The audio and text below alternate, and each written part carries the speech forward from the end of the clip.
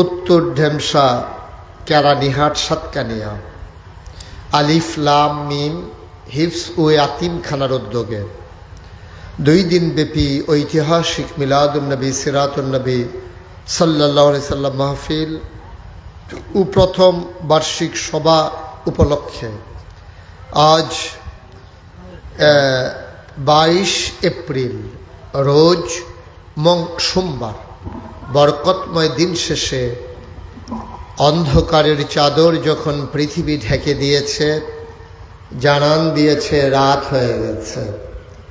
প্রচণ্ড তীব্র গরম আমাদেরকে যখন সাংঘাতিক কষ্ট দিচ্ছে, তারপরেও কর্মমুখর কর্মব্যস্ত আনন্দঘন একটি দিন অতিবাহিত করার পরে স্বাভাবিকভাবে ক্লান্ত পরিশ্রান্ত অবসন্ন এ পিঠ যখন বিছানা চায়, দু চোখ যখন ঘুম চায়, এ দেহ যখন আরাম চায়, সব কিছু হারাম করে দিয়ে সুজলা সুফলা সোনার বাংলাদেশের একেবারে প্রান্ত সীমায় বলতে গেলে দক্ষিণ চট্টলায় যিনি বীর মুজাহিদদের সামনে আজকের আয়োজনে কথা বলার এবং আপনাদেরকে কথা শোনার সুযোগ করে দিয়েছেন, হৃদয়ের সবটুকুন আবেগ, উচ্ছ্বাস, ভালোবাসা, আকতি কাকতি মিনতি জমা করে মাবুদের শিখানো কলেমা দিয়ে চিৎকার করে সবাই পড়ি আলহামদুলিল্লাহ। জনাব সাহেবে সদর আজকের মাহফিলের জনাব সভাপতি আলহাজ আব্দুস সামাদ সাহেব, বিশেষ বক্তাবৃন্দ, আজকের মাহফিলে উপস্থিত থাকার কথা ছিল বন্ধুবর আল্লামা কামরুল ইসলাম সাইদ আনসারী অসুস্থতার কারণে যিনি আসতে পারেননি। মুআজ্জাজ মুকাররাম ওলামায়ে কেরাম, মুরব্বিয়ানে আযাম, কলিজার টুকরা যুবকেরা, পর্দার আড়ালের আমার মা ও বোনেরা, সবার প্রতি আমার আবারও আন্তরিক সশ্রদ্ধ সালাম। আসসালামু আলাইকুম ওয়া রাহমাতুল্লাহি ওয়া বারাকাতুহু। আপনারা সবাই ভালো আছেন? দীর্ঘদিন পরে সাতকানিয়ায় আসলাম না? অনেক আগে অনেক প্রোগ্রাম করেছি আমি আপনাদের এই যে বাঁশ কাঠ সমিতির যে মাহফিল হতো কেরানীহাটের প্রপারে, সেখানে আমি এসেছি, সিএনজি স্ট্যান্ডে এসেছি এবং সেই টেকনাফ পর্যন্ত অসংখ্য মাহফিল আমি করেছি। সেই সাতকানিয়া, চুনতি, তারপরে লোহাগাড়ায়, তারপরে আপনাদের কি বলে একেবারে ওই পর্যন্ত টেকনাফ পর্যন্ত, কক্সবাজারে, বোয়ালখালী, মহেশখালী, কত জায়গায় আমি এসেছি, কিন্তু অনেক দিন হয় আর আশা হয়ে ওঠেনি। যদিও আমি অনেক পরে এসেছি, কিন্তু আমি এসে দেখলাম যে হৃদয়ের মানুষ যারা যারা আমাকে এখনও ভুলেননি, ছুটে ছুটে দৌড়ে দৌড়ে হাজির হয়েছেন, সবাইকে আন্তরিক মোবারকবাদ জানাচ্ছি। আপনাদের আতিথেয়তা, হৃদয়তা, আন্তরিকতা আমাকে মুগ্ধ করেছে, আমাকে অভিভূত করেছে। এই জন্য হৃদয় নিংড়ানোর শুভেচ্ছা জানাচ্ছি। আল্লাহ তাবারক ওয়া তাআলা আমাদের সবার এই মহব্বত কিয়ামতের ময়দানে মুসিবতের সময় যেন নাজাতের উসিলা বানিয়ে দেন। সবাই পড়ি আমিন। বন্ধুগণ, প্রচণ্ড গরমের মাঝে দীর্ঘ সময় নিয়ে কথা বলার মতো ধৈর্য হয়তো আপনাদের হবে না, তারপরেও আমি চেষ্টা করব কম সময়ের ভিতরে কিছু কথা বলার জন্যে, যেগুলো আমার জন্য দরকার এবং আপনাদের জন্য দরকার। আল্লাহ যেন কবুল করে। সবাই পড়ি আমিন।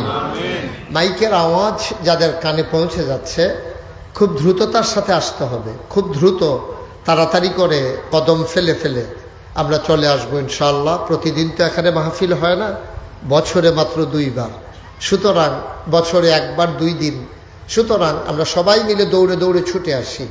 অনেক সময় আমরা আরাম করার জন্য পাবো। এই যে বসেন, উঠছেন কেন আপনি? শুরুই করলাম না, উঠছেন, উঠে গেছে। দোকানটা মাত্র খুলতামও পারি নাই, কয়ে যে বাহি দেন। কারবার কি বুঝলাম না কিছু। সবাই বসেন, যারা আসছেন তাড়াতাড়ি করে বসেন। আপনি কোন দিক দিয়ে বসবেন, জায়গা খুঁজতে খুঁজতে তো জায়গাই পাবেন না পরে। হ্যাঁ, সবাই চলে আসেন। রেল লাইনের উপরে যারা আছেন, এত দূর থেকে দেখার দরকার কি, কাছে চলে আসেন। সবাই কাছে চলে আসেন, ভিতরেও ঠান্ডা আছে মোটামুটি। আল্লাহ যেন কবুল করে। সবাই পড়ে আমিন, জোরে আরো জুড়ে। সাতকানিয়ার মানুষ আওয়াজ ভুলে গেছে না? আওয়াজ ভুলে গেছেন? আমি যখন যেটা বলবো আস্তে বলবেন না জোরে বলবেন? দুই একবার না বারবার? দুই একজন না সবাই মিলে? ইনশাআল্লাহ। আল্লাহ যেন কবুল করে, সবাই পড়ি আমিন। আমরা একটু প্র্যাকটিস করি না? পড়ি সুবহানাল্লাহ। এই আওয়াজ বলেন সুবহানাল্লাহ, বলেন আলহামদুলিল্লাহ, আল্লাহু আকবার। ইউটিউবে আমার ওয়াজ শুনেন কে কে দেখি একটু? ইউটিউবে অনেকেই শুনেন, আবার কিছু কিছু লোক এখনো বাকি আছেন না? ওকে ফাইন, আল্লাহ যেন কবুল করে, সবাই পড়ি আমিন। বন্ধুগণ, আল্লাহ তাবারক ওয়া তাআলা, খুব খেয়াল করে শুনবেন, বিরক্ত করেন না। এই যে ভাই, কথা বলার দরকার নেই, একটু শুনেন। আমার পরে যারা যারা ওয়াজ করতে মন চায় করবেন, সমস্যা নেই, কিন্তু এখন চুপ করে শুনতে হবে মনোযোগের সাথে। সবাই পড়ি আমিন। বন্ধুগণ, আল্লাহ তাবারক ওয়া তাআলা এই দুনিয়াতে আমাদেরকে মানুষ করে বানানোর পরে এমনি এমনি ছেড়ে দেন নাই। কোন পথে গেলে জান্নাত, কোন পথে গেলে জাহান্নাম, কোন পথে গেলে লাভ, কোন পথে গেলে লোকসান, কোন পথে ভালো, কোন পথে মন্দ, কোন পথে কল্যাণ, কোন পথে অকল্যাণ, কোন পথে শিরক বেদাত, কোন পথে তাওহীদ রিসালাত, কোন পথে কুফর আর কোন পথে ইসলাম জানানোর জন্যে যুগে যুগে আল্লাহ তাবারক ওয়া তাআলা মানুষদেরকে মহামূল্যবান জিনিস দিয়েছেন। ওইগুলো কাজে লাগিয়ে লাগিয়ে আমরা যেন জান্নাতে চলে যেতে পারি। আমরা যারা আখেরি জামানার আখেরি নবীর উম্মত, আল্লাহ তাবারক ওয়া তাআলা আমাদেরকে মহামূল্যবান তিনটা জিনিস দিয়েছেন। কয়টা? একটু কথা বলতে হবে সবাই। কয়টা? তিনটা। আওয়াজ করে বলতে হবে। মঞ্চে যারা আছে ওনারা না বললেও হবে, ওনার যে বৈশা রয়েছে এটাই বেশি। বালিশ দেওয়া দরকার, সবাই যেন শুইয়া যায় নাকি? কয়টা? মহামূল্যবান তিনটা জিনিস দিয়েছেন আল্লাহ। আমরা এই তিনটা বিষয় সম্পর্কে আজকে আলোচনা করব। ওয়ামা তৌফিকি ইল্লা বিল্লাহ। আল্লাহ যেন কবুল করে, সবাই পড়ি আমিন। কয়টা জিনিস দিয়েছেন? এই কয়টা? তিনটা। তিনটা জিনিস দিয়েছেন। এক নম্বরে আকল, বুঝ, বিবেচনা, ভালো মন্দ বুঝার ক্ষমতা, এটা আল্লাহ মানুষকে দিয়েছেন। পৃথিবীর ভিতরে যত মাখলুকাত আছে, এই আকল আল্লাহ কাউকে দেননি। এটা অনেক মহামূল্যবান জিনিস। এই আকলের দ্বারাই আমরা আপন চিনি, পর চিনি, আমরা লাভ বুঝি, লস বুঝি, লোকসান বুঝি। এই আকল কাজে লাগায় লাগায়া ছোট বাচ্চাটাকে এখন যদি কেউ পাঠাই দেয় মাহফিলে যে তোমার বাবাকে ডেকে নিয়ে আসো, এই শত মানুষের মাঝে সে দেখবেন ঠিক ঠিক অন্য কাউকে তার আব্বা ডাকে না, যে তার বাবা তারই সে আইসা ডাইকা বলতেছে আব্বা, আম্মা বলছে আপনারা তাড়াতাড়ি ঘরে যাইতে। সুবহানাল্লাহ বলবেন না? এই জিনিসটার নাম আকল। এই জিনিসটার নাম আকল, বুঝ, বিবেচনা, ভালো মন্দ বুঝার ক্ষমতা, আপন পর বুঝার ক্ষমতা। সবগুলোই পুরুষ, কিন্তু সে জানে কোনটা তার বাবা। আবার 100 মহিলা যদি এক জায়গায় বসে থাকে, তার বাবা যদি বলে তোমার মাকে ডেকে নিয়ে আসো, ঠিক ঠিক সে খুঁজে খুঁজে তার মাকে গিয়েই কানে কানে বলে বাবা বলছে ঘরে যাওয়ার জন্য। সুবহানাল্লাহ বলবেন না? এই আকল যারা কাজে লাগিয়েছেন তারাই আশরাফুল মাখলুকাত। সব মানুষ কিন্তু আশরাফুল মাখলুকাত না। আকল যারা কাজে লাগিয়েছেন, ১,৫০০ বছর আগে আল্লাহ নবী যখন দুনিয়াতে এসেছেন, মানুষদেরকে যখন দ্বীনের পথে তিনি ডাকলেন, ডাকার পরে যারা আকলকে কাজে লাগাইছে তারাই হয়ে গেছে রাদিয়াল্লাহু আনহুম ওয়া রাদু আনহু। তাদের ব্যাপারে আল্লাহ খুশি, আল্লাহর ব্যাপারে তারা খুশি। সুবহানাল্লাহ বলবেন না?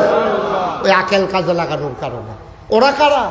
আবু বকর, ওমর, উসমান, আলী, তালহা, জুবাইর, আব্দুর রহমান ইবনে আউফ, সাদ ইবনে রাবিয়া। সুবহানাল্লাহ বলবেন না? ওই মানুষগুলো যারা ইতিহাসে অমর হয়ে আছেন শুধু আকলটারে কাজে লাগাইছে বলে। ওই জমানায় কিন্তু আবু বকর যেমন ছিল, আবু জেহেলও ছিল, উমর যেমন ছিল, আবু লাহাবও ছিল, উসমান যেমন ছিল, ওতবাও ছিল, আলী যেমন ছিল, সাইবাও ছিল। কিন্তু উসমান আর আলী, আবু বকর আর উমর, তাদের ব্যাপারে কোরআনে আয়াত নাজিল হয়ে গেল রাদিয়াল্লাহু আনহুম ওয়া রাদু আনহু। তাদের ব্যাপারে আল্লাহ খুশি, আল্লাহর ব্যাপারে তারা খুশি। সুবহানাল্লাহ বলবেন? শুধু আকল কাজে লাগানোর কারণে। এখন আমরা কারা? আমরা হইলাম সে আবু বকর, উমর, উসমান, আলীর বংশধর। আমাদের গায়ের ভিতরে তাদের রক্ত প্রবাহমান, আমরা তাদের চেতনা লালন করি যারা তৎকালীন জামানায় নবীর ডাকে সাড়া দিয়ে দিন বিজয়ের পথে অগ্রণী ভূমিকা রেখেছেন। বলেন সুবহানাল্লাহ। বন্ধুরা আমার, ভাইরা আমার, মানুষ হয়ে গেল দুই ভাগ। একদল হলো আল্লাহওয়ালা, আরেক দল হয়ে গেল শয়তানওয়ালা। একদল হয়ে গেল জান্নাতি, আরেক দল হয়ে গেল জাহান্নামী। একদল হয়ে গেল জানার মানুষ, আরেক দল রয়ে গেল অজানা। দুই দলের ব্যাপারে আল্লাহ কোরআনুল কারীমে ওয়াজ করে দিয়েছেন। আমরা এখানে যারা আজকের প্যান্ডেলে হাজির হয়ে গেলাম, আমরা সবাই মিলে অবশ্যই জান্নাতি, ঠিক কিনা? আমরা জান্নাতে যেতে চাই, চাই নাকি চাই না? আমরা সে আবু বকর, ওমর, উসমান, আলী, তাদের বংশধর আমরা। এখন মানুষ হয়ে গেছিল দুই ভাগ। নবী যখন দাওয়াত দিয়েছেন, মানুষ হয়ে গেছিল দুই ভাগ। একদল হয়েছিল আল্লাহওয়ালা, আরেক দল হয়ে গেছিল শয়তানওয়ালা। এখন আমরা যদি হই আল্লাহওয়ালা আর আল্লাহওয়ালার বংশধর, তাইলে শয়তানওয়ালা কারা? ওরা হলো আবু জেহেল, আবু লাহাব, উতবা, সাইবা। তাইলে আল্লাহওয়ালা যারা, তাদের ব্যাপারে কোরআনুল কারীমে যেহেতু আয়াত আছে, যারা শয়তানওয়ালা তাদের ব্যাপারে কোরআনুল কারীমে আয়াত আছে নাকি নাই? তাদের ব্যাপারে আল্লাহ কোরআনে ওয়াজ করে দিয়েছেন। আমরা কোরআনে ঢোকার আগে মারদুদ শয়তান থেকে ফেলে হচ্ছে যিনি রহমান, যিনি রহিম, আমরা তার নামে শুরু করি, সবাই পড়ি। আউযু বিল্লাহি মিনাশ শাইতানির রাজীম। বিসমিল্লাহির রাহমানির রাহিম। ওয়ালাহুম কুলুবুল লা ইয়াফকাহুনা বিহা ওয়ালাহুম আয়ুনুল লা ইউবসিরুনা বিহা ওয়ালাহুম আযানুল লা ইয়াসমাউনা বিহা উলাইকা কাল আনআম বাল হুম আদাল। আল্লাহ বলেন, দুনিয়ার ভিতরে একদল মানুষ আছে, ওয়ালাহুম কুলুবুল লা ইয়াফকাহুনা বিহা, তাদের মন আছে, তাদের বোঝ নাই। ওয়ালাহুম আয়ুনুল লা ইউবসিরুনা বিহা, তাদেরকে চোখ দেওয়া হয়েছে, তারা দেখে না। ওয়ালাহুম আযানুল লা ইয়াসমাউনা বিহা, তাদের কান আছে কিন্তু তারা শুনে না। আমরা বলি আল্লাহ এটা আবার কেমন মানুষ? মন আছে বুঝে না, চোখ আছে দেখে না, কান আছে শুনে না, এটা আবার কেমন মানুষ? আল্লাহ কয়, আমি কি বলছি নাকি মানুষ? উলাইকা কাল আনআম, ওরা হলো চতুষ্পদ জানোয়ারের মতো। আমরা বলি ওরা কি জানোয়ার? আল্লাহ কয় না, বালহুম আদাল, এটা জানোয়ারের চাইতে আরো নিকৃষ্ট, ঠিক কিনা? তাইলে আমরা ১,৫০০ বছর পরে আমরা যদি হই আবু বকরের, উমরের, উসমান, আলীর বংশধর, তাইলে যারা ছিল তৎকালীন জমানে আবু জেহেল, আবু লাহাব, উতবা, সাইবা, তাদের বংশধর এখন আছে নাকি নাই? কথা কয় না, আছে নাকি নাই? আপনি কথা বলবেন না? ওদের বংশধর আছে নাকি নাই? তাহলে আবু বকরের বংশধর যদি হই আমরা, তাইলে আবু জাহালের বংশধর কারা? আপনি যদি আমরা জিজ্ঞেস করেন, হুজুর এটা কি কেরানীহাট পাওয়া যায়? আমি বলবো না, কেরানীহাটে পাওয়া যায় না, এটা সবসময় পাওয়া যায় না। এগুলো দেখবেন মাঝ রাতে এই সোশ্যাল মিডিয়ার সুবাদে অথবা ইলেকট্রনিক্স মিডিয়ার সুবাদে ওরা দেখবেন বিভিন্ন টিভির চ্যানেলে টক শুন নামে দেখবেন এগুলা দেখা দেয়, ঠিক কিনা কম? এই মাঝরাত্রে দেখবেন এগুলা বাইরে হয়, এগুলারে আবার বাংলাদেশে বুদ্ধিজীবী কয়। আপনারা খেয়াল করেন কিনা জানি, আমার তো আবার অনেক কিছু খেয়াল করা লাগে। আমি দেখছি বাংলাদেশের যত বুদ্ধিজীবী একটারও মাথার ভিতরে চুল নেই। আপনারা খেয়াল করছেন? একটারও দেখবেন মাথার ভিতরে তালু ছোলা। আমি চিন্তা করলাম, বুদ্ধিজীবী হইলে চুল থাকবে না, বুদ্ধির সাথে চুলেরও তো শত্রুতা কেন? কারবারটা কি? অনেক গবেষণা করে আমার গান করছি যে আমার মনে হয় বুদ্ধি গুতাইয়া তার চুল শুদ্ধ আলগা করে ফেলাইছে, ঠিক কিনা কাও? এগুলো বুদ্ধিজীবী না, বুদ্ধিজীবী নামের কলঙ্ক, ঠিক কিনা বলো? ওরা ওই আবু জেহেলের বংশধর। দেখবেন কথা বলতে গেলেই ইসলামের বিরুদ্ধে কথা বলে, কথা বলতে গেলেই আলেম ওলামার বিরুদ্ধে কথা বলে, কথা বলতে গেলেই মসজিদ মাদ্রাসার বিরুদ্ধে কথা বলে, ঠিক কিনা বলো? ওরা হচ্ছে উলাইকা কাল আনআম বাল হুম আদাল, ওরা জানোয়ারের চাইতে আরো নিকৃষ্ট, ঠিক কিনা বলো? কত কিছুদিন আগে একটা ধরা পড়ছে ঢাকা ইউনিভার্সিটিতে, এই যে জানোয়ারের চাইতে খারাপ এরকম একটা ধরা পড়ছে ঢাকা ইউনিভার্সিটিতে। ঢাকা ইউনিভার্সিটির প্রফেসর, এটা চারটিখানি কথা না। আপনি ইচ্ছে করলেই ঢাকা ইউনিভার্সিটির প্রফেসর হয়ে যাবেন, বিষয়টা এমন না। আবার ঢাকা ইউনিভার্সিটির প্রফেসর মানে সিএনজি চালায় এমনও না, সে অটো চালায়, সিএনজি চালায়, সে কাজ করে, ডেইলি লেবার, এমনও না। ঢাকা ইউনিভার্সিটির প্রফেসর এটা বিশাল ব্যাপার। ঢাকা ইউনিভার্সিটির ছাত্র হিসাবে চান্স পাওয়া এটা তো অনেক বিষয়, আর ঢাকা ইউনিভার্সিটির প্রফেসর হওয়া এটা আরও জটিল বিষয়। এই ঢাকা ইউনিভার্সিটির প্রফেসর নামও রাখছে তার মুসলমানের, আব্বাও মুসলমান আম্মাও মুসলমান, পাসপোর্টের ভিতরে ধর্মের জায়গায় লেখা আছে ইসলাম। কিন্তু সেই লোকটা এমন এক কথা বলছে, সে বলছে কি যে যারা ঢাকায়, খুব খেয়াল করে শুনবেন, যারা ঢাকা ইউনিভার্সিটিতে পড়তে আসে যেই সব মেয়েরা বুরকা পরে, খুব খেয়াল করেন, যেই সব মেয়েরা বুরকা, মাইকটা ঠিক করো, যেই সব মেয়েরা বুরকা পরে, যেই সব মেয়েরা হিজাব লাগায়, নেকাব পরে, ওই সব মেয়েরা ঢাকা ইউনিভার্সিটিতে পড়ার দরকার নাই। জোরে বলবেন না নাউজুবিল্লাহ? তার কথার নমুনায় মনে হয় ঢাকা ইউনিভার্সিটিতে তার বাবার, মনে হয় যেন তার বাবার ঢাকা ইউনিভার্সিটি। সারা বাংলাদেশে মুসলমানের রক্তের বিনিময়ে, আমাদের ট্যাক্সের বিনিময়ে, খেটে খাওয়া মানুষের মজুরের টাকার বিনিময়ে, ভ্যাটের বিনিময়ে ঢাকা ইউনিভার্সিটি প্রফেসর, কর্মচারী, কর্মকর্তাদের বেতন হয়, ঠিক কিনা বলো? সুতরাং ঢাকা ইউনিভার্সিটিতে বৈশা তুমি সেখানে বৈশা শীততাপ নিয়ন্ত্রিত কক্ষে পুলিশ পাহারায় তুমি ইসলামের বিরুদ্ধে কত বড় জঘন্য কথা বলেছ। পর্দা করা নফল না ফরজ? কথা কয় না, নফল না ফরজ? আল্লাহর দেয়া ফরজ বিধানের ব্যাপারে তুমি কথা বলেছ যারা পর্দা করে তারা ঢাকা ইউনিভার্সিটি আসার দরকার নাই। আমি বলেছি ঢাকা রাজধানীতে শীততাপ নিয়ন্ত্রিত কক্ষে বসে পুলিশ পাহারায় ইসলামের বিরোধিতা করা সহজ, পাল্লা সাতকানিয়ার জমিনে এসে বলো পিঠার চামড়া নিয়ে ঢাকা যাওয়া যাবে না, ঠিক কিনা বলো?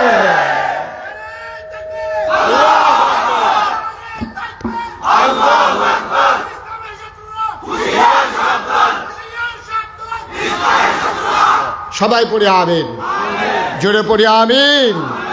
সুতরাং মনে রাখবেন 18 কোটি মুসলমানের বাংলাদেশে শতকরা 92 জন লোক মুসলমান।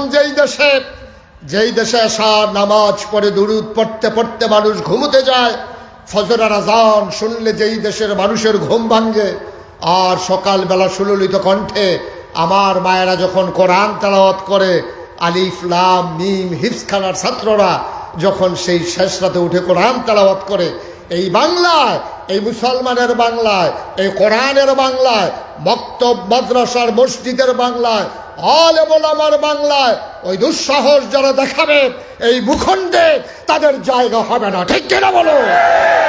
মনে রাখা লাগবে, মন যা চায় তাই করা যাবে না, মুখে দিয়ে যা আসে তাই বলা যাবে না। মনে রাখ, হিসাব করে করে প্রতিটা কথা বলতে হবে। আল্লাহ যেন তৌফিক দান করে, সবাই পড়ে আমিন। বন্ধুগণ, তাইলে একদল হলো শয়তানওয়ালা, আরেক দল হলো আল্লাহওয়ালা। তাহলে আমরা এখানে যারা আছি শয়তানওয়ালা না আল্লাহওয়ালা? আল্লাহওয়ালা হতে চাই আর কি। শয়তানওয়ালা কেউ থাকলেও আমরা আল্লাহওয়ালা হয়ে যেতে চাই ইনশাআল্লাহ। আল্লাহ যেন কবুল করে, সবাই পড়ে আমিন। বন্ধুগণ, আল্লাহ তাবারক ওয়া তাআলা মহামূল্যবান কয়টা জিনিস দিয়েছেন আমি বলছিলাম, কিন্তু কয়টা? 1 নম্বরে আকল। আকলের দাম কম না বেশি? শুধু বেশি না অনেক বেশি? সব কিছু কিনতে পাওয়া যায়, আকল কিনতে পাওয়া যায়? আপনি অনেক কিছু কিনতে পারবেন। আপনার চেহারা কুৎসিত, আপনি প্লাস্টিক সার্জারি করে আপনার চেহারাকে আপনি বদলে নিতে পারবেন। আপনার নাকটা চ্যাপটা, আপনি ইচ্ছে করলেই নাকটাকে খারাপ বানাই ফেলতে পারবেন। আপনার গায়ের রং কালো, এখন অনেক কসমেটিক্স বের হয়েছে, আপনি ব্যবহার করলে কয়েকদিন পর আপনার চিনেই যাবে না, কালো মিয়া ধলা মিয়া হয়ে যাবে, ঠিক কিনা বলেন? অনেক জিনিস আবিষ্কার হয়েছে, কিন্তু ইচ্ছে করলেই আপনি একজন বোকা মানুষকে আকলওয়ালা বুদ্ধিমান বানাইতে পারবেন। গোটা পৃথিবীর মানুষ মিলেও আমরা একজন বোকা মানুষকে বুদ্ধিমান বানাতে পারবো না। এই আকলটার অনেক দাম, সুবহানাল্লাহ বলবেন না? আমার বাসা কুমিল্লা শহরে, কুমিল্লা শহরেই আমি থাকি। তো ওখানে একটা বড় মসজিদ আছে, বড় একটা আপনার মাদ্রাসা আছে। ওই শহরের পাশে আমি যখন শহরে থাকি তখন আমি ওই মসজিদে নামাজ পড়তে যাই। আমার এক বন্ধু একবার আমাকে ফোন দিয়া বলে যে, দোস্ত এই তোমার সাথে একটু কথা ছিল, আমি তো শহরে আসছি, তুমি কোথায় থাকো? তাই বললাম যে তুমি ওই মসজিদে আইসো, কুমিল্লা শহরেই আমি আছি, ওই মসজিদটাতে আইসো, তাইলে তোমার সাথে আমার কথা হয়ে যাবে, দেখা হয়ে যাবে। তাই মসজিদে নামাজ পড়ছি, আমার দোস্ত আসছে, আমি কথা বলতে বলতে মসজিদের গেট দিয়ে বের হয়ে আসতেছি। মসজিদের গেইটে কিছু ভিক্ষুক বসা থাকে, তা একটা ভিক্ষুকের সাথে আমার খুব খাতির, আমি খেয়াল করি তার সুখ দুঃখ ভালো মন্দ, একটু চেষ্টা করি তার কষ্ট দূর করে দেওয়ার জন্য। তা আমি বন্ধুর সাথে কথা বলতে বলতে যখন বের হয়ে আসছি, তো ওই ভিক্ষুকটা চোখে দেখে না, আমার কথার আওয়াজ শুনে সে বুঝছে আমি গেট দিয়ে বের হয়ে যাচ্ছি। আমার এই ভিক্ষুকটা বলতেছে, হুজুর আপনি কি চলে যাইতেছেন? আমি আরে না, আসতে আসছি। ফিরে গিয়া আমি বললাম আমার বন্ধুকে যে এই যে ভিক্ষুকটা, তার কিন্তু সাংঘাতিক আকল। সে বলতেছে ও তো চোখেই দেখে না, তার কিসের আকল? আমি কই দেখবা, এখনই দেখবা তার কেমন আকল। তা আমি পকেট থেকে একটা 10 টাকার নোট, কয় টাকা কথা কয় না দেখি সবাই, কয় টাকা, একটা 10 টাকার নোট বাইর কইরা ভিক্ষুকটার হাতে দিছি। দিয়ে আমি ওই যাচাই করার জন্য আকল কেমন, আমি বললাম নাও, আজকে আমার বন্ধু আসছে তো এই জন্য আমার মনটা ভালো, এই জন্য তোমার 100 টাকার একটা নোট দিলাম। দিছি কত?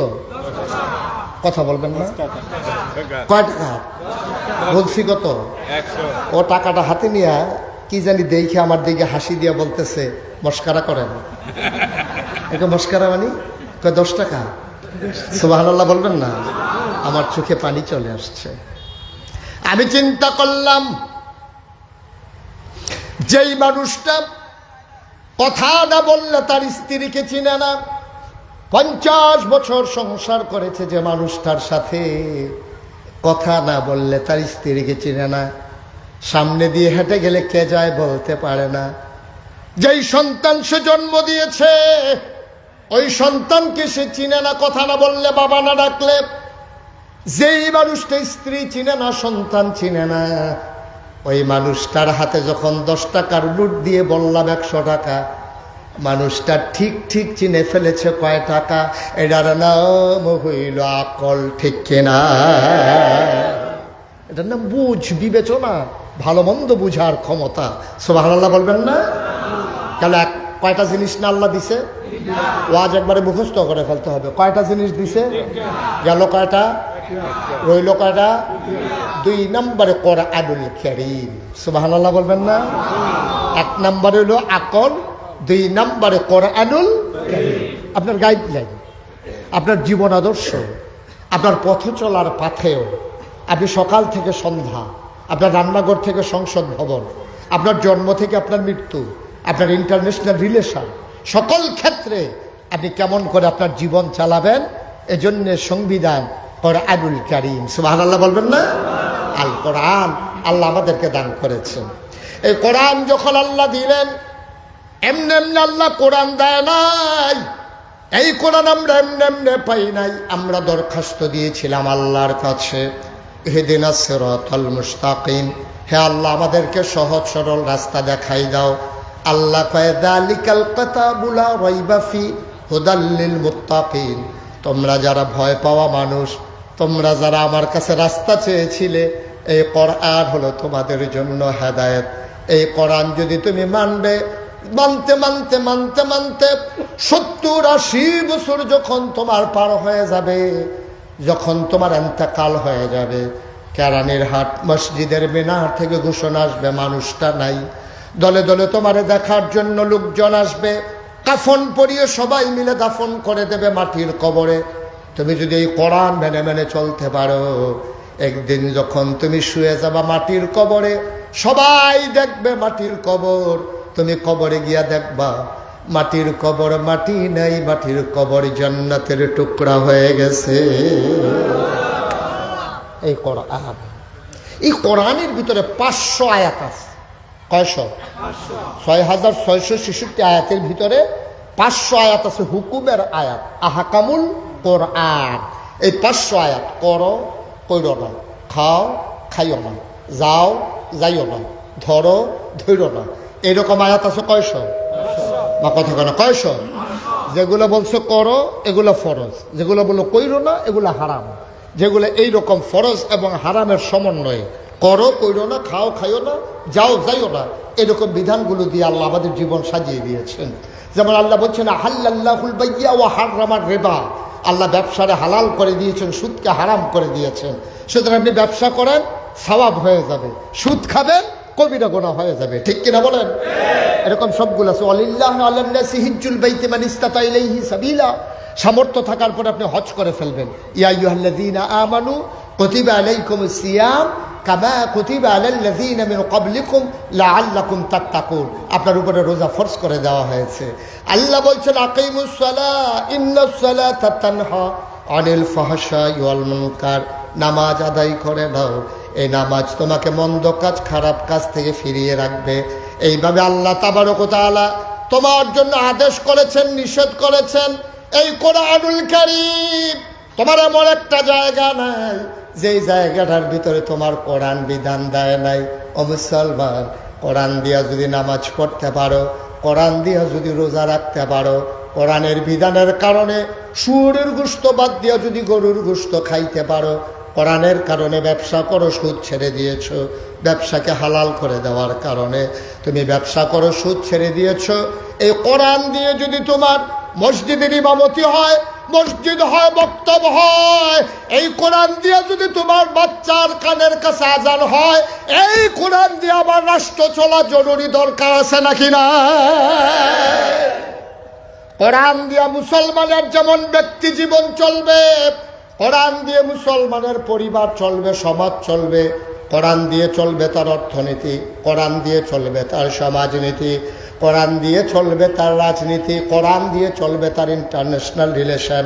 সব আল্লাহ জানিয়ে দিয়েছেন। একজন ব্যক্তির সাথে আরেকজন ব্যক্তির সম্পর্ক হবে কেমন, স্বামীর সাথে স্ত্রীর সম্পর্ক হবে কেমন। হুন্না লিবাসুল লাকুম ওয়া আনতুম লিবাসুন লাহুন্না, ও দুনিয়ার পুরুষ শোনো, তোমার স্ত্রী তোমার গায়ের পোশাকের মতো, ও মহিলারা তোমরা শোনো, আর ওই পুরুষেরা তোমাদের জন্য ওই মহিলার গায়ের পোশাকের মতো। বলো সুবহানাল্লাহ। পুরুষ মহিলার গায়ের পোশাকের মতো, আর মহিলারা পুরুষের গায়ের পোশাকের মতো। হুন্না লিবাসুল লাকুম ওয়া আনতুম লিবাসুন লাহুন্না। সব চললো তোমার কোরআন দিয়া। তোমার ব্যক্তি জীবন, তোমার পরিবার, তোমার সমাজ, তোমার অর্থনীতি, তোমার সমাজনীতি, তোমার ব্যবসা নীতি, লেনদেন, ওঠা বসা চলাফেরা সব যদি কোরআন দিয়ে চলতে পারে, তাইলে কেবলমাত্র রাষ্ট্র পরিচালনার ক্ষেত্রে মানুষের মন গড়া মতবাদ দিয়ে আমরা রাষ্ট্র পরিচালনা করার কারণে আজকে বাংলাদেশ শুধু নয়, গোটা বিশ্বের সমস্ত দেশগুলো আজকে ডেস্ট্রয় হয়ে গেছে, ধ্বংসের দ্বার প্রান্ত হয়ে গেছে। আমরা প্রাচুর্য পেয়েছি, অর্থনৈতিকভাবে আমরা স্বয়ং সম্পূর্ণ হয়েছি, কিন্তু নৈতিক মানে আমরা উত্তীর্ণ হতে পারিনি। মানুষ আজকে কুকুরের চাইতে নিকৃষ্ট হয়ে গেছে, ঠিক কিনা? শুধু একটাই কারণ, আমরা কোরআন ছেড়ে দিয়েছি বলে। কষ্ট হচ্ছে আপনাদের? সবাই খুব খেয়াল করে শুনবেন। ১,৫০০ বছর আগে আল্লাহ রসুল সাল্লাল্লাহু আলাইহি সাল্লাম যখন এসেছেন, ১,৫০০ বছর আগে তিনি যখন দ্বীনের দাওয়াত দিলেন, মানুষগুলো ছিল বর্বর, বেদুইন, যাযাবর, মূর্খ, অসভ্য, জাহেল। এই মানুষগুলো রাস্তার মোড়ে দাঁড়াই থাকতো লাঠি নিয়ে। কেউ সম্পদ নিয়ে বাজার করে যাইতে নিলে তার সম্পদগুলা, তার বাজারগুলো চুরি করে রেখে দিত, ডাকাতি করে রেখে দিত। এই মানুষগুলো মাত্র 23 বছর নবী সময় পেলেন। 40 বছরে তিনি নবুয়ত পেলেন। 63 বছরে তার ইন্তেকাল হয়ে গেল। মক্কায় 13 বছর, মদিনায় 10টা বছর তিনি সময় কাটালেন। এই 23 বছরে যেই মানুষগুলো ছিল বর্বর, বেদুইন, যাযাবর, মূর্খ, অসভ্য, 23টা বছরে এই মানুষগুলো হয়ে গেল সুশীল, ভদ্র, আধুনিক, আল্লাহওয়ালা, পরহেজগার। সুবহানাল্লাহ বললেন না? কয় বছরে? কথা বলা, কয় বছরে? মাত্র 23 বছরে। তখন খুব খেয়াল করে শুনেন, তখন একটা ইউনিভার্সিটি ছিল না, একটা কামিল মাদ্রাসা ছিল না, একটা দাওরা হাদিস মাদ্রাসা ছিল না, একটা বিশ্ববিদ্যালয় কলেজ ছিল না, একটা উচ্চ বিদ্যালয় ছিল না, একটা ইন্টারমিডিয়েট কলেজ ছিল না, একটা দাওরা হাদিস মাদ্রাসা, একটা প্রাইমারি গণশিক্ষা, নৈশ শিক্ষা, কোনো কিছুই ছিল না। ইসলামিক ফাউন্ডেশনের প্রকল্পের আওতাধীন দারুল আরকামও ছিল না। নাই বলতে কোনো কিছু নাই। একটা পত্রিকা নাই, ডিশ নাই, চ্যানেল নাই, ইন্টারনেট নাই, ল্যান্ড ফোন নাই, মোবাইল ফোন নাই, কুরিয়ার সার্ভিস নাই, রাষ্ট্রীয় অবকাঠামো নাই, মন্ত্রী নাই, এমপি নাই, পুলিশ নাই, র্যাব নাই, গোয়েন্দা নাই, নাই বলতে কিচ্ছু নাই। এই নাইয়ের ভিতরে মাত্র 23 বছরে আমার নবী সোনার মানুষ বানিয়ে দিলেন। আর এখন একবিংশ শতাব্দীর সূচনা লগ্নে গোটা বিশ্ব যখন কম্পিউটারাইজড, গোটা বিশ্বকে বলা হচ্ছে গ্লোবাল ভিলেজ, এই এত বড় পৃথিবী আমাদের, এই আমেরিকা থেকে ছেলে যদি ফোন করে কেরানির হাট থেকে, মা হ্যালো বলে দেখে, ছেলে জানতে চায় আম্মা রান্না করতে চাই, কেমন করে রান্না করব। বলছে যে ভিডিও কল দাও। ভিডিও কল দিছে, পরে মায় বলতেছে তোমার ডেক্সিটা একটু কাইট হইয়া রয়েছে, সোজা করো। আজব পৃথিবী, সেই আমেরিকার ডেক্সি সোজা করে কেরানির হাট থেকে। চিন্তা করে দেখেছেন আপনি? যেমন তেমন কথা মনে করছেন? 23 বছরে নবীজি সোনার মানুষ বানালেন। এটা মনে রাখেন। কয় বছরে? এটা আবার লাগবে আমার, এটা মনে রাখতে হবে। কিন্তু কয় বছর? আপনি তো ফানের লিগে কথাও কইতেন, ভাবতেছেন সুইর আলাইতে আছে, আল্লাহ যা করে করে। কয় বছর না? 23 বছর, এটা মনে রাখেন। হ্যাঁ, এবার খেয়াল করেন, খুব বুঝিয়ে বুঝিয়ে আমি বলবো ইনশাআল্লাহ। 1757 সালের 1757, এখন কিন্তু 2024, আমি অনেক দূরে চলে গেছি না। 1757 সালের 23শে জুন পলাশির আম্রকাননে নবাব সিরাজউদ্দৌলাকে পরাজিত করে ইংরেজ লাট বাহাদুরেরা ক্ষমতা দখল করেছে 200 বছর। কয়শো বছর? 1947 সালের 14ই আগস্ট এই ভারতীয় উপমহাদেশ থেকে ইংরেজরা বিদায় হয়েছে। যাওয়ার সময় একটা আকাম করে দেওয়া গেছে। এটা হচ্ছে এই ভারতীয় উপমহাদেশে দুটা ভাগ করছে, একটা হচ্ছে পাকিস্তান আর একটা হচ্ছে হিন্দুস্তান। পাকিস্তানটা আবার 2 ভাগ করছে, একটা হচ্ছে পশ্চিম পাকিস্তান আর একটা হচ্ছে পূর্ব পাকিস্তান, মানে আমরা। এ মাঝে দিয়া ইন্ডিয়া কলকাতা ঢুকাই দিচ্ছে। তখন আমাদের মুসলিম যারা রাজনীতিবিদ ছিলেন তারা বারবার বলেছে আমার বাড়ির উঠান দিয়া এলাকার সবার রাস্তা কেন, এটা আমরা মানি না। কারণ এই পাকিস্তানের ভিতর দিয়ে ইন্ডিয়া কেন, তখন এই ষড়যন্ত্রটা ছিল। আর পশ্চিম পাকিস্তানের মানুষগুলো ছিল লোভী, ওরা ছিল স্বার্থপর, ওরা আমাদেরকে বারবার শোষণ করেছে। তারা আমার দেশের গরিব কৃষকেরা পাট করত, আদমজি জুট মেলে এই পাট দিয়া এই আপনার কার্পেট হইতো। এই কার্পেটগুলো যেত পশ্চিম পাকিস্তানের এলিট পার্সন, যারা ধনী মানুষ, যারা তাদের বেডরুমে আর ড্রয়িং রুমে। আমার চন্দ্রগুনা পেপার মেলে কাগজ বানানো হতো, সেই কাগজ করাচিতে সিল মেরে এনে 4 আনার কাগজ 8 আনা বিক্রি করা হতো। আমার গরিব কৃষকেরা চিনিগুলো, কালিজিরা, কত মজার মজার ধান ফলাইতো, আর এইগুলা খাইতো পশ্চিম পাকিস্তানের ওরা। 1971 সালের 26শে মার্চ এক মহান ঘোষণার মাধ্যমে আমার খেটে খাওয়া মানুষ, আমার সকল মানুষেরা সবাই মিলে ঝাঁপিয়ে পড়লো এক রক্তক্ষয়ী সংঘর্ষে। যার যা ছিল তা নিয়ে প্রতিরোধ সংগ্রাম তৈরি করে নিল। মাত্র 9 মাসের ব্যবধানে হাজারো প্রাণের বিনিময়ে, মায়ের ইজ্জত আব্রুর বিনিময়ে পৃথিবীর মানুষ দেখলো লাল সবুজে পতাকা খচিত একটা পতাকা, যেই পতাকা পথ পথ করে উঠছে। আর পৃথিবীর মানচিত্রে নতুন করে একটা দেশের নাম লেখা হয়ে গেল, দেশের নাম বাংলাদেশ। মারহাবা বলবেন না? আবার আসেন, নবীজি সোনার মানুষ বানাইছিল কয় বছরে না? হ্যাঁ, বলছিলাম মনে রাখেন। কয় বছরে? তাহলে 1757 থেকে 1947, 190 বছর গেল ইংরেজরা আমাদেরকে শাসন শোষণ করলো। 1947 থেকে 1971, 23 বছর পাকিস্তানিরা আমাদের উপরে নির্যাতন করলো। 1971 থেকে আজকে 2024, 53টা বছর চলে গেল। এখন আর ইংরেজ নাই, এখন আর পাকিস্তানি নাই, এখন মেম্বারও আমার, চেয়ারম্যানও আমার, আমার উপজেলা চেয়ারম্যান, ভাইস চেয়ারম্যান, আমার এমপি, আমার মন্ত্রী, আমার সংসদ সদস্য, আমার সংরক্ষিত আসন, প্রধানমন্ত্রী আমার, রাষ্ট্রপতি এখন আমার। এখন আর পাকিস্তানিও নাই, এখন আর ইংরেজও নাই, এখন পীর সাহেবও আমার, মুরিদও আমার, এখন খেটে খাওয়া শ্রমিক মজুরও আমার, ওই অফিসার যারা তারাও আমার, ওই সচিবালয়ের আমলা আর রাস্তার কামলা সব যখন আমার। এখানে কোনো বিদেশি শক্তি এখন আর নাই। আমি বলি এতদিন আমরা দোষ দিয়েছি ইংরেজদের উপরে, এতদিন দোষ দিয়েছি পাকিস্তানের উপরে, আর আজকে বাংলাদেশে তাইলে আবার পত্রিকায় যখন দেখি যে এই বাংলাদেশের ভিতরে ব্রিজ করে কন্ট্রাক্টর, রডের জায়গায় দেয় বাঁশ, এখন বাঁশ দেয় কে জানতে ইচ্ছা হয়, ঠিক কিনা বল? এখন তো পাকিস্তানিও নাই, এখন তো ইংরেজও নাই, এখন তো আমরাই সব, এখন আমরাই ভোটার, আমরাই নেতা, আমরাই পীর সাহেব, আমরাই মুরিদ, আমরাই ইমাম, আমরাই মুক্তাদি, আমাদের মেম্বার, আমাদের ভোটার সব যখন আমরা, এখন তো জিজ্ঞেস করতেই হবে এতদিন ওরা লুইটা পুইটা খাইছে, তাইলে এখন ব্রিজের ভিতরে রডের বদলি বাঁশ দেয় কে? ঠিক কিনা কও? এই বাংলাদেশে এখন নর্মাল ডেলিভারির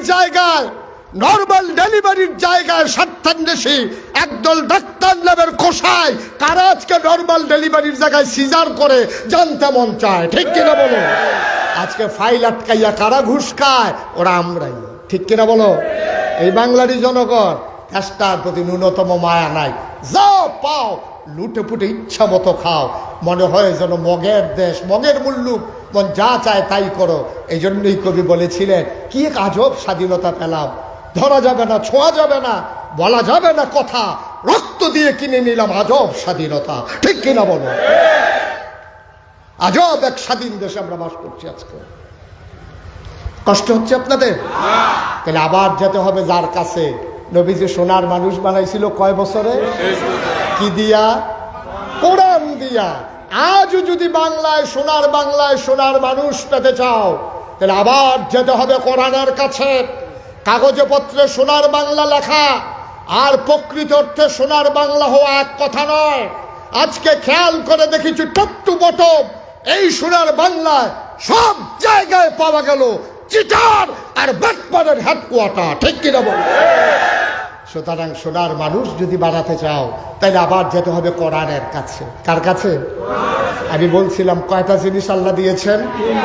1 নম্বরে, 2 নম্বরে, আবার আমরা 3 নম্বরে চলে যাবো ইনশাআল্লাহ। কষ্ট হচ্ছে আপনাদের? সবাই পড়েন আমিন। 3 নম্বরে মহামূল্যবান যে জিনিসটা দিয়েছেন তার নাম হলো নবী মুহাম্মদ রাসূলুল্লাহ সাল্লাল্লাহু আলাইহি ওয়াসাল্লাম।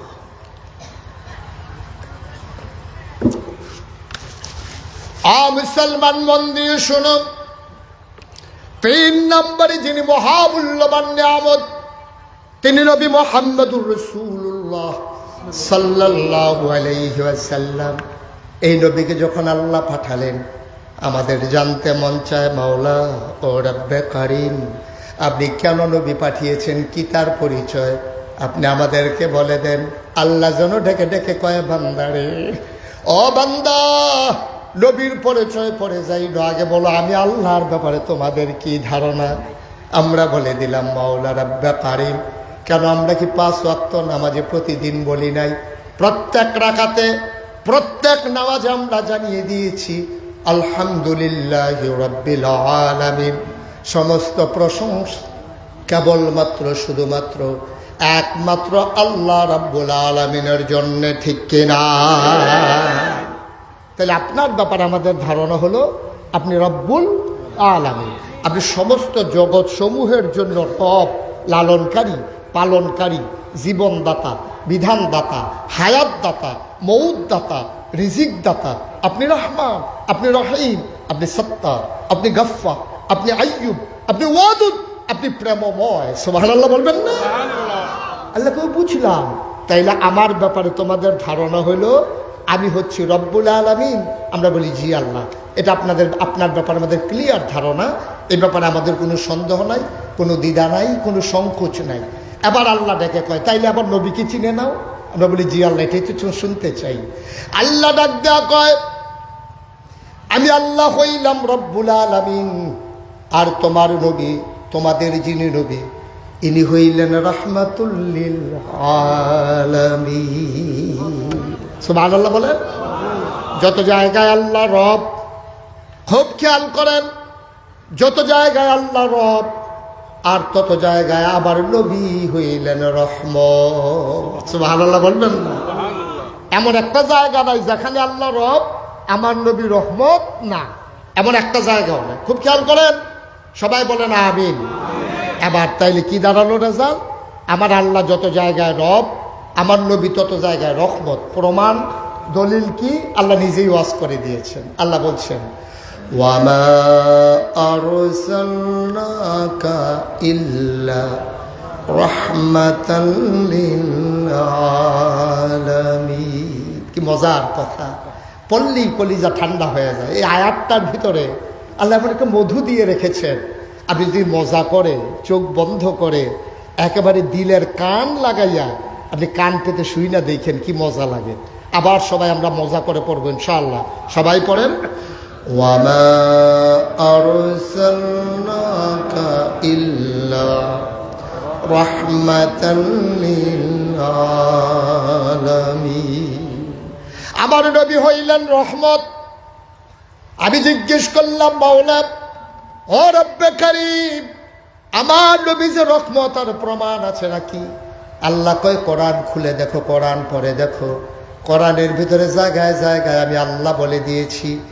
এবার আমি পড়ে দেখি আল্লাহ কয় ফাবিমা রাহমাতিন মিনাল্লাহ, ফাবিমা রাহমাতিন মিনাল্লাহ, ফাবিমা রাহমাতিন মিনাল্লাহি লিনতা লাহুম ওয়ালাউ কুনতা ফাজ্জান গালিজাল কলব লানফাদ্দু মিন হাওলিক ফাআফু আনহুম ওয়াস্তাগফির লাহুম ওয়াশাবিরহুম ফিল আমর ফাইযা আযামতা ফাতাওয়াক্কাল আলাল্লাহ ইন্নাল্লাহা ইউহিব্বুল মুতাওয়াক্কিলিন। সুবহানাল্লাহ বলবেন না? আল্লাহর রহমতে নবীর জন্য সবচেয়ে বড় নিয়ামত যেটা দেওয়া হয়েছে লিনতা লাহুম, নবীর মনটাকে আল্লাহ নরম করে সুবহানাল্লাহ কয় না? নবীর মনটাকে আল্লাহ নরম করে বানিয়েছেন। ও মুসলমান, সাতকানিয়া কেরানীর হাটের মুসলমান, মন দিয়ে শোনো রে ভাই, আমার নবীর মনটা বড়ই নরম। জন্মের পর থেকে প্রকাশ হয়ে গেছে নবীর মনটা যে বড় নরম। আজকে যেহেতু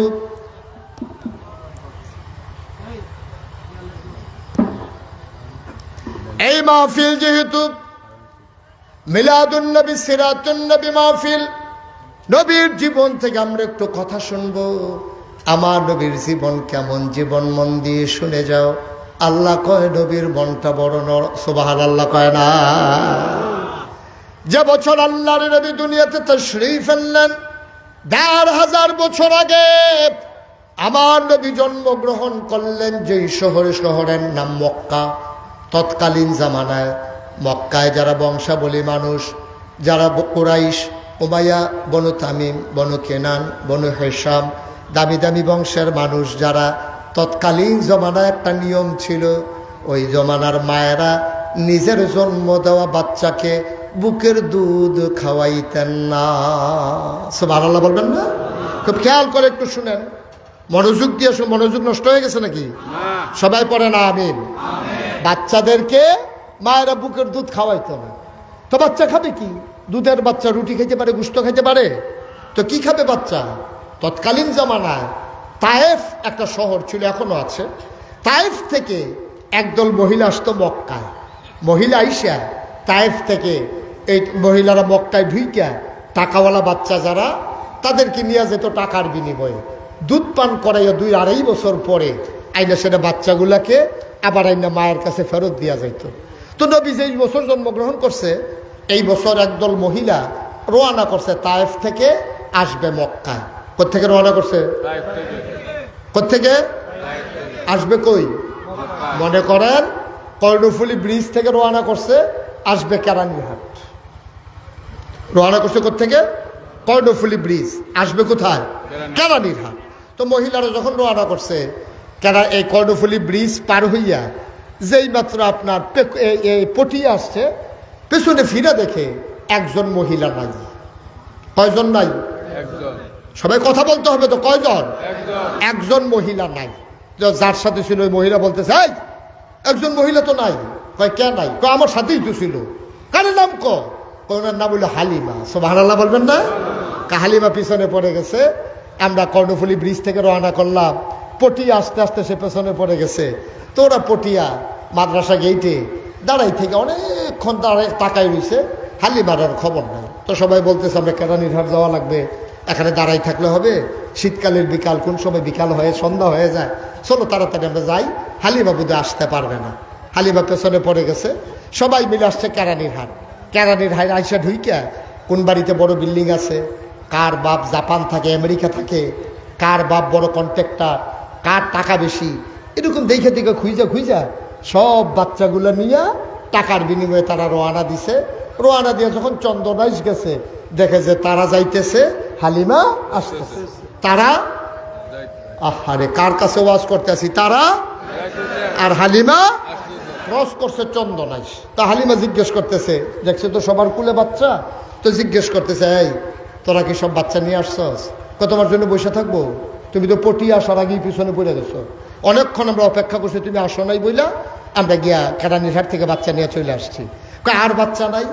তখন বলে যে একটা বাচ্চা আছে, বাচ্চাটা ইয়াতিম, এই জন্য আমরা খবরও নেই নাই, যেই বাচ্চা বাবা নাই সে আর টাকা দেবে কোত্থেকে, এই জন্য আমরা খবরও নেই নাই, আমরা বাচ্চার কাছেও যাই নাই, আমরা চলে আসছি। কয় বাচ্চার নাম কি? কয় বাচ্চার নাম মুহাম্মদ সাল্লাল্লাহু।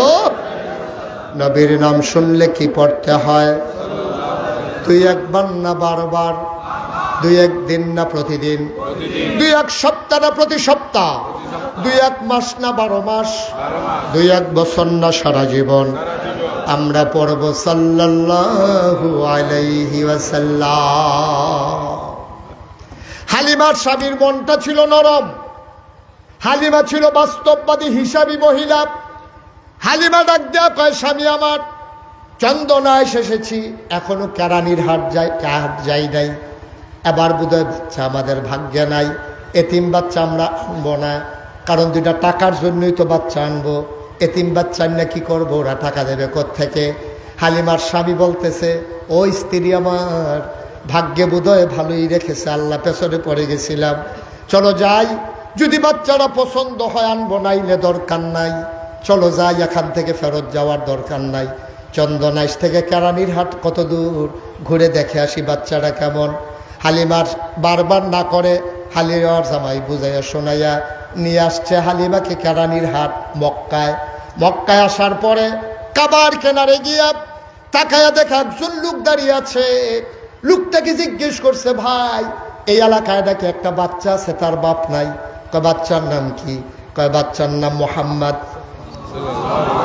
কয় হ্যাঁ বাচ্চাকে চিনি, বাচ্চার বাবা নাম মরহুম আব্দুল্লাহ, বাচ্চার দাদার নাম আব্দুল মুত্তালিব, বাচ্চার বাপ না। এই বাচ্চার খবর কেন চাও? কয় বাচ্চা নিতে আসছিলাম, ভাগ্যে নাকি একটা এতিম বাচ্চা আছে, সবাই বাচ্চা নিয়ে চলে গেছে। ঘরটা কোনটা? ওই মক্কার মানুষটা আঙ্গুল দিয়ে দেখাই দিল, ওই যে ছোট্ট ঘর, এটাই মা আমেনার ঘর।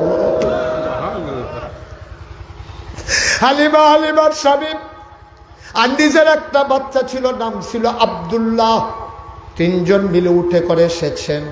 হালিমার স্বামী আর বাচ্চা নিয়ে আমেনার ঘরের দরজায় গিয়ে দাঁড়ালেন। হালিমা ডাক দেয়া কয়, স্বামী আমার, আপনি ছেলে আব্দুল্লাহর নিয়ে বাইরে দাঁড়ান, এই ঘরে কোনো পুরুষ লোক নাই, অন্য পুরুষ যাওয়া ঠিক হবে না, আমি মহিলা মানুষ যাই। হালিমার স্বামী কয়, ঠিক আছে তুমি যাও। হালিমা দরজায় গিয়ে দাঁড়ালেন, দরজাটা ভেতর থেকে বন্ধ। হালিমা সালাম দিলেন, আসসালামু আলাইকুম। ভেতর থেকে আওয়াজ আসলো, ওয়ালাইকুম আসসালাম। কে সালাম দেয়? হালিমা ডাক দেয়া কয়, আমার নাম হালিমা। কয় কোন হালিমা? কয় আমি হালিমাতুস সাদিয়া। কয় চিনলাম না। কয় আমি তায়েফ থেকে এসেছি বাচ্চা নেওয়ার জন্যে। আপনি কি আমেনা না? কয় হ আমি আমেনা। কয় কেন এসেছো গো হালিমা? কয় বাচ্চা নেওয়ার জন্য এসেছি।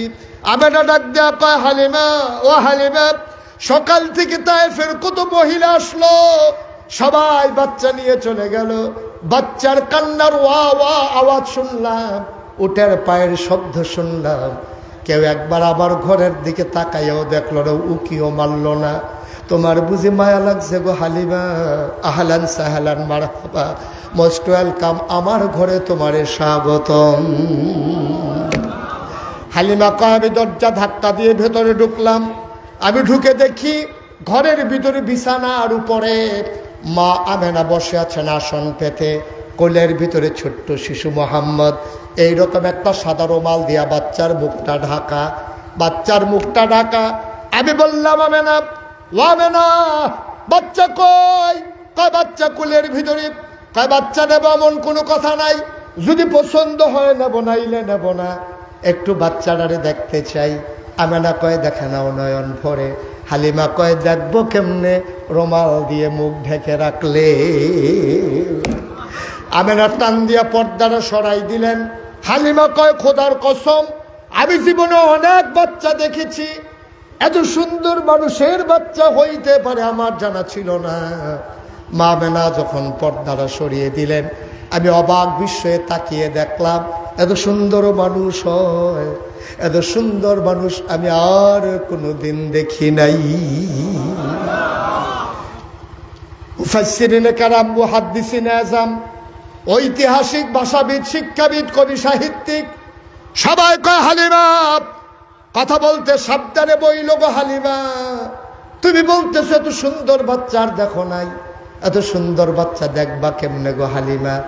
এর চাইতে সুন্দর বাচ্চা আমার আল্লাহ দুনিয়াতে আর একটাও বানায় নাই।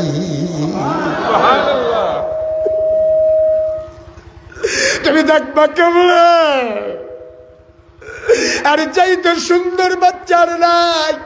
হালিমা কয়, আমি অবাক বিস্ময়ে তাকিয়ে রইলাম।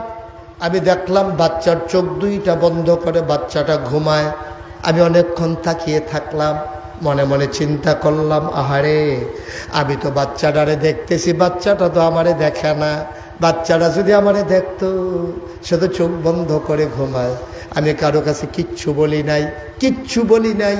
হঠাৎ করে দেখলাম বাচ্চার চোখের পাতাটা এমন করে নড়তেছে। আমার মনে হইল চোখের পাতা নয়, মনে হইল ফুটন্ত গোলাপের গোলাপি রঙের দুইটা পাপড়ি মৃদু মন্দ বাতাসে যেন দোল খাইতেছে।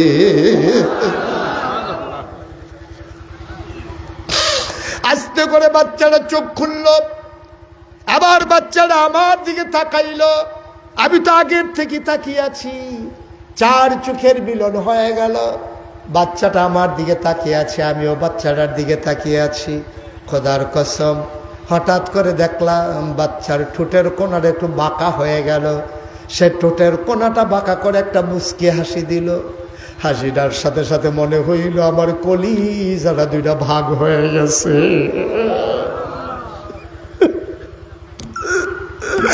আমি দৌড় দিয়ে ঘরের বাইরে গেলাম। আমি গিয়া বললাম, শাবিব, ও শাবিব, এই বাচ্চা ফালাই আমি যাব না। সে টাকা পারলে দেবে তার মা, না পারলে নাই। এই বাচ্চা ফেলে আমি যাব না, আমি বাঁচব না। সে আমার কলিজাটারে দুইটা ভাগ করে ফেলছে। হালিমার স্বামী ডাক দেয়া কয়, বন চাইলে নিয়ে দাও। আমি ভিতরে গিয়া ঢুকলাম, বললাম, আমেনা, ও আমেনা, আমেনা গো, দয়া করে বাচ্চাটা আমার কোলে দাও। আমেনা কান্দে আর কয়, এ বাচ্চা কিন্তু আজব বাচ্চা, 10 মাস 10 দিন আমার পেটে ছিল। খোদার কসম, এই 10 মাস 10 দিনে বাচ্চা আছে না নাই আমি বুঝতেই পারি নাই। একটা পিঁপড়া কামড় দিলে আমি টের পাই, কিন্তু এই বাচ্চা যখন দুনিয়াতে এসেছে একটা পিঁপড়ার কামড়ের মতো আমি টের পাই না।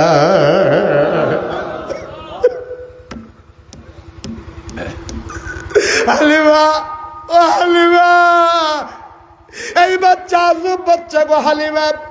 খিদা লাগলেও কান্দে না, খাবার দিলে যেই, না দিলে সেই, ঘুমের ভিতরে কোনো নড়াচড়া করে না।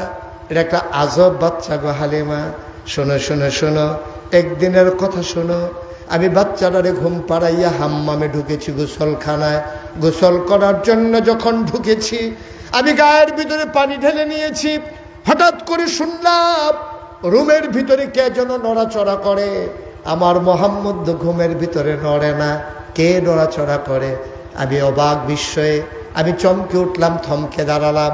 জানালা খুলে তাকায়া দেখি আমার মোহাম্মদ খিলখিল করে হাসে, হাত পা ছুঁড়ে ছুঁড়ে উপরের দিকে কি যেন ধরতে চায়। আমি চিন্তা করলাম কি ধরতে চায়, তখন বুঝে ফেলেছি আমার এই মোহাম্মদ ছোট্ট মানুষ, কোনোদিন তার আমি একটা খেলনা কিনা দিতে পারি নাই। তার আব্বা নাই, কোনোদিন একটা ফুল কাগজের ফুল কিনে দিতে পারি নাই, একটা খেলনা কিনা দিতে পারি নাই। আমার বড় দুঃখ ছিল, আমার মোহাম্মদের এই শৈশব যায় তার আনন্দ করার জন্য কিচ্ছু দিতে পারি নাই। এটা আমার মনে বড় কষ্ট। ও হালিমা, আমি যখন শুনলাম কি যেন সে নড়াচড়া করে, হাত পা ছুঁড়ে ছুঁড়ে উপরের দিকে তাকায়, আমি আবার তাকাইয়া দেখলাম আমার মোহাম্মদ সে ওই আকাশের দিকে তাকাইয়া সে দেখলাম হাত দিয়া কি যেন ধরতে চায়। আর আমি অবাক বিস্ময়ে তাকিয়ে দেখলাম আমি খেলনা কিনা দিতে পারি নাই, কিন্তু তার রব তারে খেলনার বাকি রাখে নাই। তার যিনি বন্ধু ওই আল্লাহ তারে খেলনার বাকি রাখে নাই। আকাশের চাঁদ আর তারাগুলা মোহাম্মদের খেলনা বানাইয়া মোহাম্মদের হাতের নাগালে পাঠাই দিছে।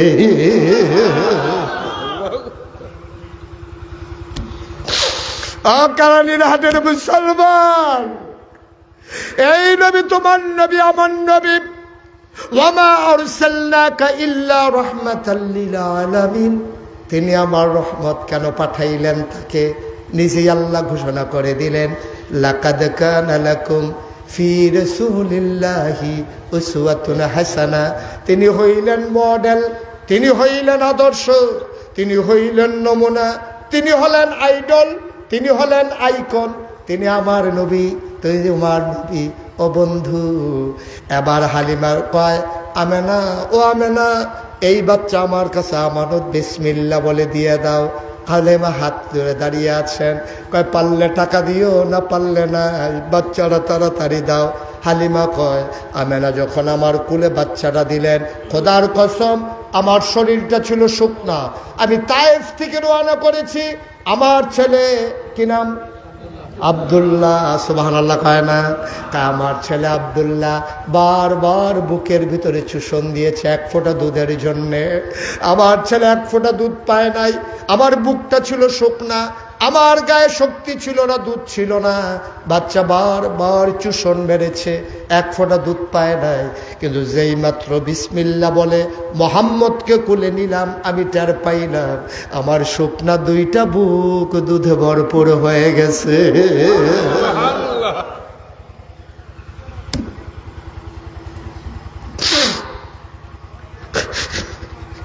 আমি দৌড় দিয়ে ঘরের বাইরে গেলাম,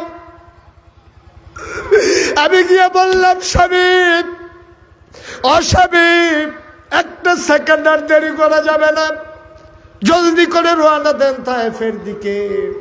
আমি তায়েফের দিকে আমরা এবার উটের পিছনে উঠলাম। আগে ছিলাম 3 জন, এখন হয়ে গেছে 4 জন। আমি, আমার স্বামী আব্দুল্লাহ, মোহাম্মদ, 4 জন মিলে যখন উট ছেড়ে দিলাম, আমি অবাক বিস্ময়ে তাকিয়ে দেখি আমার উট এখন আর হাঁটে না, আমার উট এখন আর হাঁটে না। আমি তাকিয়ে দেখলাম আমার উট এখন ঘোড়ার মতো দৌড়ায়।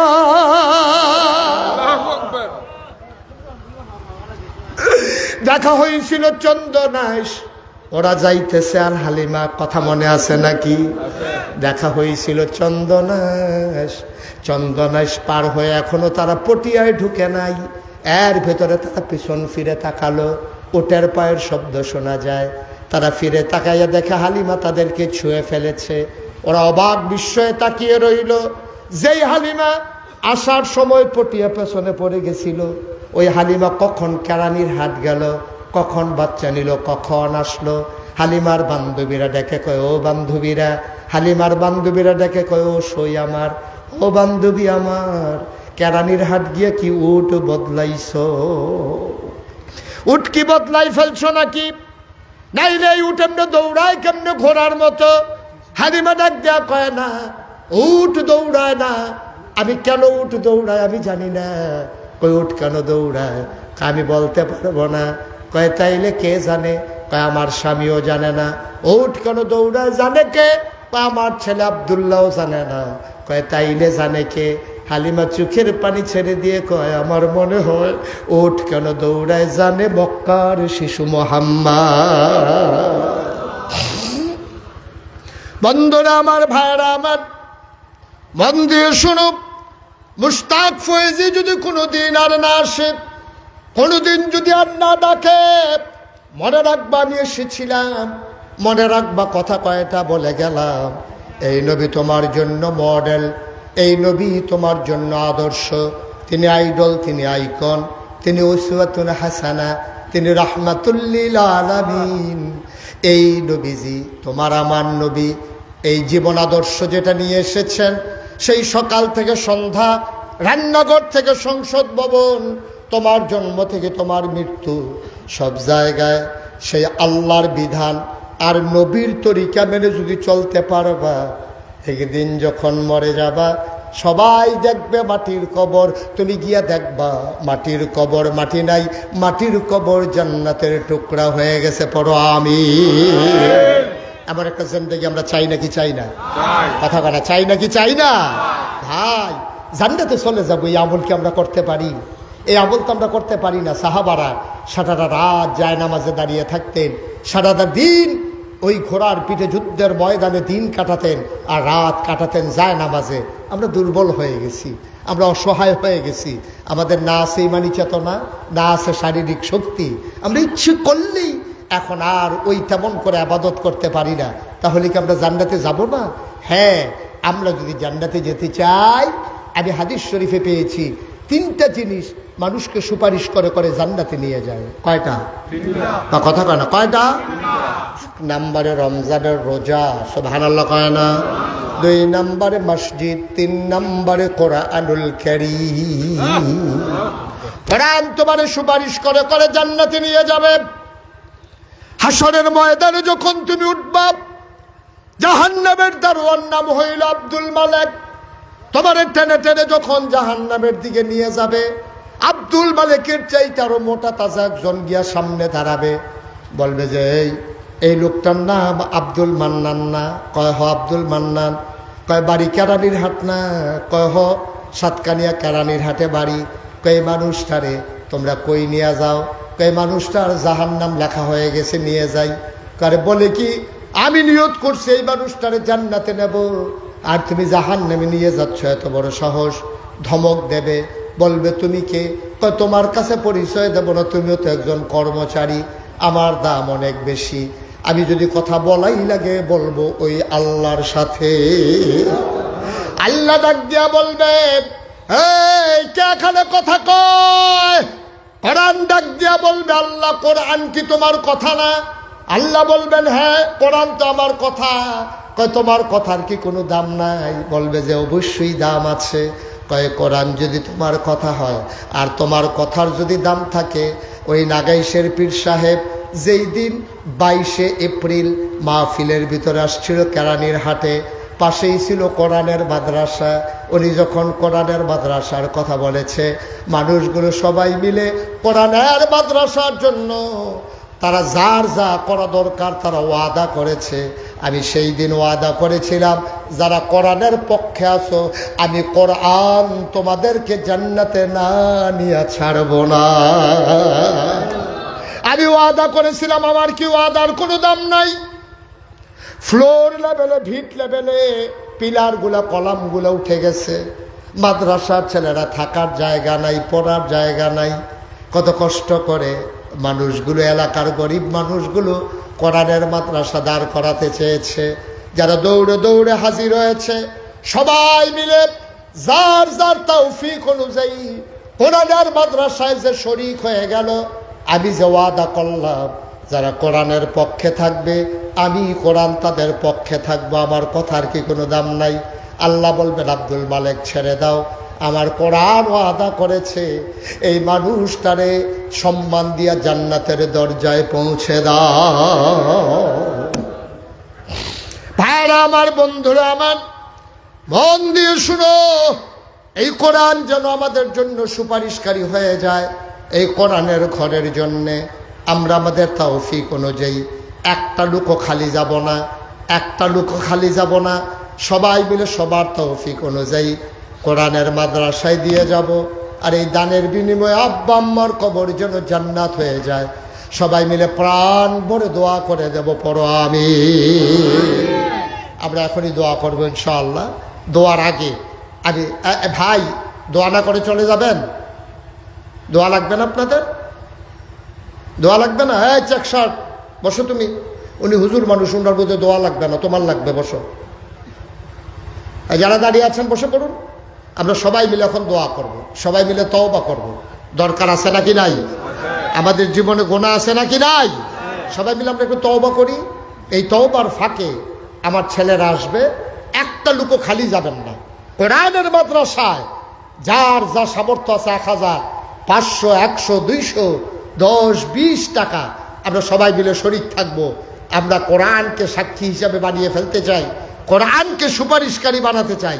সবাই মিলে আমার যারা এখানকার ভলান্টিয়ার আছেন, মাহফিলের দায়িত্বে আছেন, সবাই মিলে ভেতরে ঢুকেন। আর আমরা যারা এখানে আসি বিসমিল্লাহ বলে সবাই পকেটে হাত দেই। আপনি 500টা টাকা দেন, মরে যাবেন না আপনি। 100টা টাকা দেন, 10টা 20টা টাকা দেন কোরআনের মাদ্রাসায়, আল্লাহ কপাল খুলে দেবে, ইনশাআল্লাহ কপাল খুলে দেবে। এই ফাঁকে আমরা সবাই মিলে তওবা করে নিই। সবাই পড়েন আউযু বিল্লাহি মিনাশ শাইতানির রাজিম, বিসমিল্লাহির রহমানির রহিম, আস্তাগফিরুল্লাহ রাব্বি মিন কুল্লি যামবিন ওয়া আতুবু ইলাইহি লা হাওলা ওয়ালা কুওয়াতা ইল্লা বিল্লাহিল আলিয়্যিল আযীম। হে আল্লাহ, ইচ্ছায় অনিচ্ছায় প্রকাশ্যে গোপনে শয়তানের কুমন্ত্রণায় পড়ে, নফসের তাড়নায় পড়ে জীবনে যত গুনাহ করেছি, কবিরা সগীরা শিরক বেদাত সমস্ত গুনাহ থেকে খালেস অন্তরে তাওবা করতেছি। হে আল্লাহ, গুনাহ মাফ করে দাও, তাওবা কবুল করে নাও। আশহাদু আল্লা ইলাহা ইল্লাল্লাহু ওয়াহদাহু লা শারীকা লাহু ওয়া আশহাদু আন্না সাইয়্যিদানা হাবিবানা মাওলানা মুহাম্মাদান আবদুহু ওয়া রাসূলুহু সাল্লাল্লাহু আলাইহি ওয়াসাল্লাম। আমিন আমিন আল্লাহুম্মা আমিন। রব্বানা যালামনা আনফুসানা ওয়া ইল্লাম তাগফির লানা ওয়া তারহামনা লানাকুনান্না মিনাল খাসিরিন। রব্বানা আতিনা ফিদ দুনিয়া হাসানাতাও ওয়া ফিল আখিরাতি হাসানা ওয়া কিনা আযাবান নার।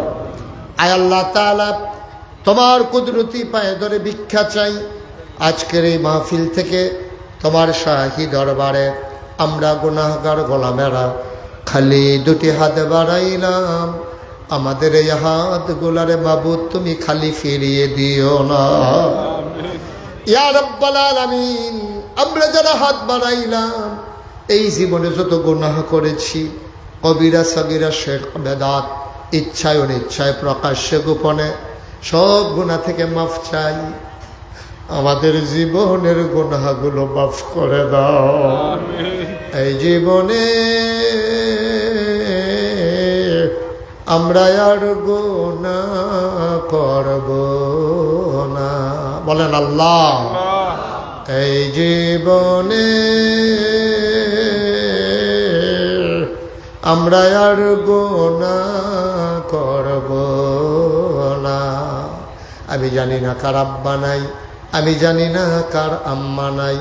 আব্বা আম্মা যাদের কবরে, আব্বা আম্মার কবর গুলারে তুমি মাওলা জান্নাতের টুকরা বানাইয়া দিও ইয়া রাব্বাল আলামিন। তাদের কবর গুলার জান্নাত বানাইয়া দাও, তাদের জীবনে যত গুনাহ তুমি মাফ করে দাও। রাব্বির হামহুমা কামা রাব্বায়ানি সাগীরা, রাব্বির হামহুমা কামা রাব্বায়ানি সাগীরা। আয় আল্লাহ তাআলা, সবাইকে তোমার কুদরতি হাতে উঠাই দিলাম, তুমি মাওলা সবার জামিনদার হয়ে যাও। আয় আল্লাহ তাআলা, যার মনে যত নেক আশা আছে পূরণ করে দাও, যার যত অভাব আছে তুমি দূর করে দাও, যার যত পেরেশানি আছে উদ্ধার করে নাও, যারা ঋণগ্রস্ত ঋণ মুক্ত বানিয়ে দাও, যারা অসুস্থ শিফায়ে কামেলা নসিব করে দাও। পর্দার আড়ালের মায়েরা বোনেরা আবেদা সালেহা জাহেদা বানিয়ে দাও। আয় আল্লাহ তাআলা, সবাইকে তোমার কুদরতি হাতে উঠাইয়া দিলাম, তুমি মাওলা সবার জামিনদার হয়ে যাও। আমি আসি আর না আসি, আমি থাকি আর না থাকি, আজকের এই মাহফিল উপযুক্ত খাদেম দিয়া কিয়ামত পর্যন্ত তুমি মাওলা কায়েম আর দায়েম রেখে দিও। ও মাওলা রাব্বে কারীম, সবাইকে তুমি কবুল আর মঞ্জুর করে নাও। যারা বিদেশে পড়ে আছে সহি সালামতে থাকবার তৌফিক দান করে দাও। আল্লাহ যারা বেকার, চাকরি নাই, ব্যবস্থা করে দাও। কামাই রোজগারের রহমত আর বরকত তুমি দান করে দাও। আমি আসার পরে কত মানুষ দোয়া চেয়েছে, যত মানুষ দোয়া চেয়েছে আর যত মানুষ দোয়া চাইবে, একটা হাত তুমি মাওলা খালি ফিরাইয়া দিও না। ইয়া রাব্বাল আলামিন, ও মাওলা রাব্বে কারীম, এই মাদ্রাসাকে তুমি কবুল আর মঞ্জুর করে নাও। মাদ্রাসার যত অভাব আছে দূর করে দাও, যত চাহিদা আছে পূরণ করে নাও। পর্দার আড়ালে আমার মায়েরা বোনেরা যারা আবেদা সালেহা জাহেদা বানাইয়া দাও। ওলামায়ে কিরাম যারা ওয়ারাসাতুল আম্বিয়ার দরজা দান করে দাও। আমার কলিজার টুকরা যুবক যারা দ্বীনের খাদেম বানাইয়া দাও। আয় আল্লাহ তাআলা মুরব্বিয়ানে ইসলাম যারা দীর্ঘ দীর্ঘ নেক হায়াত দান করে দাও। আজকের মাহফিলের যিনি আয়োজক আমার ভাইজান, আয় আল্লাহ তাআলা ওনাকে তুমি মাওলা জাফর ফকির সাহেব, আয় আল্লাহ তাআলা এই খেদমত করে যাওয়ার তৌফিক তুমি দান করে দাও। রব্বানা ফাগফির লানা যুনুবানা ওয়া কাফফির আন্না সাইয়্যাতিনা ওয়া তাওয়াফফানা মা'আল আবরার। আল্লাহুম্মা আনসুরনা লিআন্নাকা খায়রুন নাসিরিন। আল্লাহুম্মা আরহামনা লিআন্নাকা খায়রুর রাহিমিন। আল্লাহুম্মা ইগফির লানা লিআন্নাকা খায়রুল গাফিরিন। আল্লাহুম্মা ইফতাহ লানা লিআন্নাকা খায়রুল ফাতিহিন। আমিন আমিন আমিন ইয়া